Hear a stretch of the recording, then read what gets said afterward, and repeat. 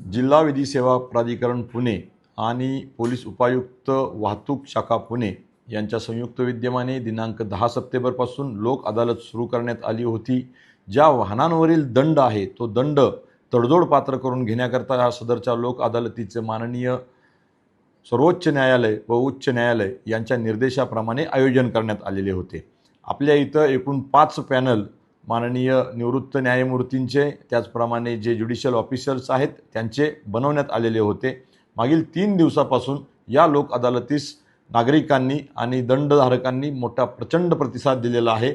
आज सकाळी सुद्धा या ठिकाणी बऱ्याच मोठ्या प्रमाणावर नागरिक आलेले होते, परंतु आपल्याकडे जी संसाधनं आहेत, जी सिस्टम आहे त्या सिस्टमप्रमाणे आपण साधारणतः दिवसाकाठी 5 ते 6 हजार चलन भरून घेऊ शकतो। तेवढे आपण मागील 2 दिवसापासून भरून घेत आहोत। आजही आपण भरणा प्रक्रिया आपली चालू आहे। कालपर्यंत एकूण 45 लाख रुपयांचा दंड लोक अदालतच्या माध्यमातून वसूल करण्यात आलेला आहे।